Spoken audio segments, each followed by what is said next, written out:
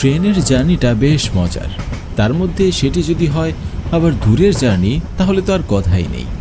Station এমন একটি জায়গা যেখানে ধনী গরিব সবাইকে একসাথে দেখতে পাওয়া যায়। কারণটা আমার জানা মতে ট্রেনে জার্নি করতে সবাই সেফ ফিল করে। আমি ইন্দ্র, আমার পাশে যে ছেলেটি বসে আছে তার নাম আদিত্য, সংক্ষেপে আমরা সবাই তাকে আদি বলেই ডাকি। আমি আর আদি আমরা দুজন যাচ্ছি বীরভবানীপুর অভ্রদের বাড়ি বিয়ের নেমন্তন্ন খেতে।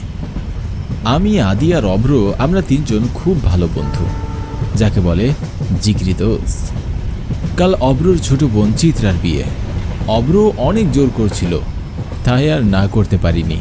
তাছাড়া শহর থেকে গ্রামের পরিবেশটা অনেক দিন দেখা হয়নি, তাই আমি আর আদি যাচ্ছি বীরভবানীপুর। কলকাতা স্টেশন থেকে বীরভবানীপুর স্টেশন প্রায় 3 থেকে 4 ঘন্টার পথ। অভ্রের মুখে বীরভবানীপুর গ্রামটি নিয়ে অনেক প্রশংসা শুনেছি। গ্রামটি দেখতে নাকি বেশ সুন্দর। তবে অভ্র আরও একটি কথাও বলেছিল। অভ্র বলেছিল তাদের গ্রামে নাকি মাঝে মধ্যেই মানুষের কাটা মাথার লাশ পাওয়া যায়, কিন্তু কে মারে বা কিভাবে লোকগুলো মারা যায় তার রহস্য এখনো উদ্ধার করা হয়নি। বিষয়টি বেশ কৌতূহলী।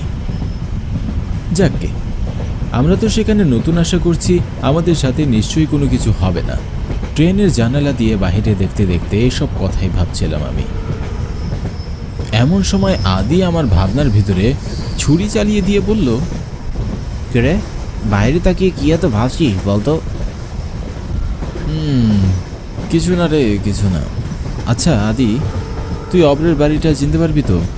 কারণ আমি চাইছি না বেচারার বোনের বিয়ে এত কাজ রেখে আমাদের স্টেশনে নিতে চলে আসো। আরে হ্যাঁ রে হ্যাঁ, আমি ঠিকানাটা ভালো করে জেনে নিয়েছি। আর তাছাড়া বিয়ে বাড়ি বলে কথা, গ্রামে যে কাউকে জিজ্ঞেস করলেই বলে দিতে পারবে। তা অবশ্য তুই ঠিকই বলেছিস। আমি এর আগে কোনোদিন কোনো গ্রামে ঘুরতে যাইনি। অভ্রর বাড়ি গিয়ে সবার আগে খুব করে গ্রামটি ঘুরে দেখব। বিয়েতে আমরা আর কি করব বলতো? আমি তো যাচ্ছি ভ্রমণের উদ্দেশ্যে, আদির গ্রামটি দেখতে। আমিও তো তোর সাথে একই মত।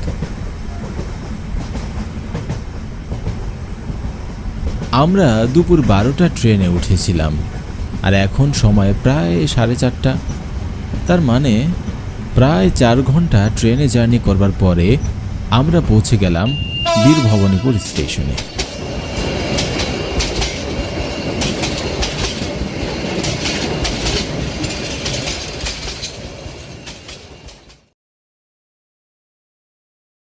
ট্রেনটি আমাদের নামিয়ে দিয়ে আবার ঝিকঝিক শব্দ করে চলতে শুরু করলো।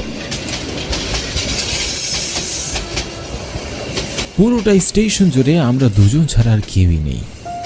এমনকি ট্রেন থেকে কাউকে স্টেশনেও নামতে দেখলাম না। আশেপাশে তাকিয়ে দেখলাম কোনো বাড়ি ঘরও চোখে পড়ল না। কিরেন্দ্র, এই গ্রামে কেউ থাকে না নাকি? আশেপাশে গাড়ি তো দূরের কথা, কোনো মানুষজন তো দেখতে পাচ্ছি না। তাই তো দেখছি। আচ্ছা চল সামনে গিয়ে দেখি যদি কোনো গাড়ি বা মানুষের দেখা মিলে। আমরা দুজনে গ্রামের কাঁচা মাটির পথ ধরে সামনে হাঁটতে লাগলাম।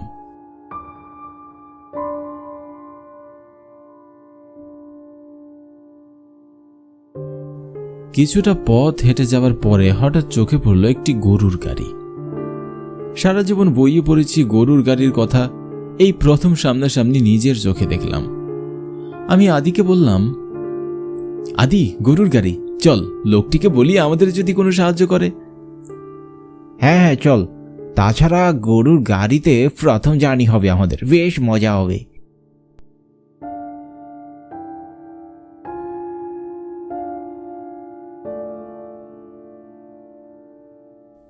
শুনছেন, আমরা বীরভবানীপুরের পূর্ব পাড়া যাব একটা বিয়ে বাড়িতে। আপনি কি আমাদের সেখানে নিয়ে যেতে পারবেন? আদির কথা শেষ না হতেই লোকটি বলল, আপনারা মনে হয় অব্রতের বাড়িতে যাইতেছেন, তাই না? হ্যাঁ হ্যাঁ, আপনি অভ্রকে চেনেন? শুধু চিনি না, ভালো করেই চিনি। অব্রতের বাড়ির পাশে আমাদের বাড়ি, সে সম্পর্কে অব্র আমার ভাইপো হয়।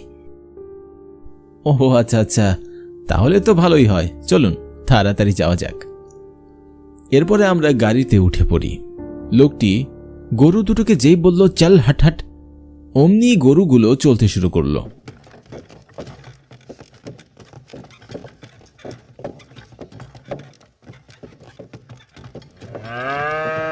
প্রথমবার গরুর গাড়িতে যেতে বেশ মজা লাগছিল আমাদের।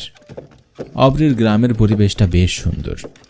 রাস্তার দুপাশে মানুষের বসতি বাড়ি, আবার মাঝে মধ্যে ঘন ঝোপঝাড়ে ভরা আবার ফসলি জমি, সব মিলিয়ে বেশ মজাই লাগছিল।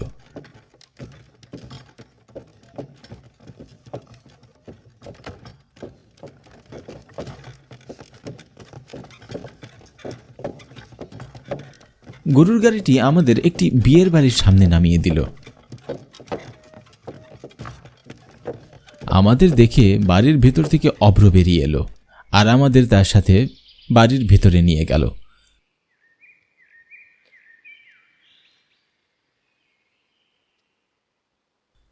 অভ্রের বাড়ির ভিতরটাও বেশ সুন্দর। গ্রামের বাড়ি হলেও বাড়িটা বেশ সাজানো গোছানো। বিয়ে বাড়িতে এখনও তেমন কোনো মানুষজন আসেনি ঠিকই, হয়তো রাতে আসতে পারে। অভ্র আমাদের জন্য আলাদা একটি ঘরের ব্যবস্থা করে দিল, যাতে আমাদের এখানে থাকতে কোনো অসুবিধা না হয়। ছেলেটা বেশ সম্মান ও আপ্যায়ন করছে, হয়তো ওদের বাড়িতে প্রথমবার এসেছি বলে। বন্ধু, তোরা এখানে বিশ্রাম কর, তো কোনো সমস্যা হলে আমাকে ডাকবি, আমি বাইরে আছি। বুঝতেই তো পারছিস বাবা নেই, তাই সব দায়িত্ব আমার কাঁধের উপর। তোরা কিছু মনে করিস না, কাল বিয়েটা হলে আমি তোদের গ্রামটি বেশ ভালো করে ঘুরিয়ে দেখাবো। আরে তুই একদম চাপ নিস না ভাই, আমরা দুজন তোর অবস্থা বুঝতে পারছি। আর শোন, আমরা একটু পরে বাইরে যাব, বাড়ির ভিতরে হালকা একটু বোরিং লাগছে। তুই আমাদের নিয়ে চিন্তা করিস না, আমরা ঠিকঠাকই থাকবো। আচ্ছা, তাহলে সাবধানে যাস। আর হ্যাঁ, ভুলেও রাত করবি না, তাড়াতাড়ি বাড়ি ফিরে আসবি। আশেপাশের পরিবেশটা খুব একটা ভালো নয়। কথাটি বলেই অভ্র ঘর থেকে বেরিয়ে গেল। এর বেশ কিছুক্ষণ পরে আমরাও খানিকটা বিশ্রাম সেরে বেরিয়ে পড়লাম গ্রাম দেখতে।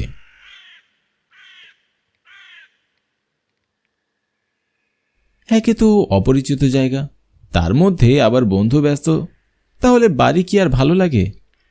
আমি আর আদি গ্রামের নদী দেখলাম, নৌকাতে চড়ে ঘুরে বেড়ালাম, মাঠ ঘাট সবকিছু দেখে বাড়ি ফেরার পথে রওনা দিলাম।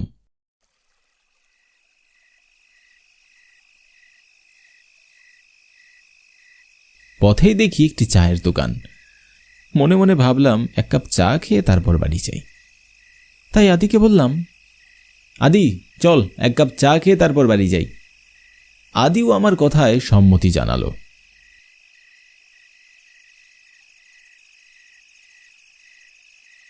দুজনে 2 কাপ চা নিয়ে একটা চুমুক দিয়ে বেশ অবাক হলাম। এটা তো চা নয়, অমৃত। আমি আমার জীবনে এমন সুস্বাদু চা খাইনি। এমন অজপাড়া গায়ে এসে যে এমন স্বাদের চা পাবো সেটা তো কখনোই ভাবিনি। দোকানের চেহারা দেখে কেউ বলতেই পারবে না তার হাতের চা এত ভালো। যাই হোক, হাতের চাটা শেষ করে ঘড়িতে তাকিয়ে দেখি রাত 8টা বাজে। হঠাৎ করে আকাশটা যেন কালো মেঘে ছেয়ে গেল। দেখে আন্দাজ করাই যাচ্ছে খানিক বাদে ধুম বৃষ্টি নামবে। আমি তখন আদিকে বললাম, আদি তাড়াতাড়ি উঠ, যেতে হবে, যে কোনো সময় বৃষ্টি নামতে পারে, আর অনেকটা রাতও হয়ে গিয়েছে, অব্র আবার চিন্তা করতে পারে। আদিও আমার কথায় সম্মতি জানালো। দুজন চায়ের বিল মিটিয়ে হাঁটতে লাগলাম। আসার পথে জঙ্গল দেখতে যতটা ভালো লাগছিল, রাতের আধারে সেই জঙ্গলগুলো হয়ে উঠেছে ততটাই ভয়ঙ্কর। রাস্তার পাশের ঝিঝি পোকাগুলো অনবরত ডেকেই চলেছে, আর মাঝে মধ্যে ঝোপঝাড় থেকে ভেসে আসছে শিয়ালের ডাক। কেন জানি ভিতরে বেশ ভয় করছে। কে জানে রাতে কোনো জন্তু জানোয়ার বের হয় কিনা। এরই জন্য মনে হয় অব্র বলছিল রাতে বাড়ির বাহিরে না থাকতে। এমন সময় হঠাৎ ঝমঝম করে বৃষ্টি নামল। বৃষ্টির মধ্যে কোথায় দাঁড়াবো ভাবতেই সামনে তাকিয়ে দেখি একটি ক্লাব ঘর। আমি আর আদি ক্লাব ঘরের দিকে দৌড় দিলাম। ক্লাব ঘরের ভিতরে ঢুকতেই হঠাৎ ক্লাব ঘরের দরজাটি আপনা আপনি বন্ধ হয়ে গেল। বিষয়টিতে আমি বেশ অবাক হলাম। কোথাও কোনো বাতাসের ছিটেফোঁটা নেই, তাহলে দরজা বন্ধ হলো কি করে? আমি দরজাটি খোলার জন্য টানাটানি করতে লাগলাম, কিন্তু কোনো লাভ হলো না। আমাকে টানাটানি করতে দেখে আদি দরজাতে খানিক লাথি মারল, কিন্তু তাতেও কোনো লাভ হলো না। বাহিরে তখনও বৃষ্টি পড়ছে। দুজনে ক্লাব ঘরে পড়ে থাকা একটি বেঞ্চের উপরে বসে অপেক্ষা করতে লাগলাম। বৃষ্টি থামার পরে যদি কোনো মানুষ এ পথে যায় তাহলে তার কাছে সাহায্য চাইব। এরই মধ্যে প্রায় ঘন্টাখানেক সময় পার হয়ে গিয়েছে, কিন্তু তারপরেও বৃষ্টি যেন থামার নামই নিচ্ছে না। এমন বিপদে মনে হয় কখনো পড়িনি। এখন অপরিচিত জায়গায় কেই বা আমাদের সাহায্য করবে? হঠাৎ আমার মনে হলো ঘরের কোণায় কিছু একটা আছে। পুরো ঘরটা বেশ অন্ধকার, তাই ভালো করে দেখতে পাচ্ছিলাম না।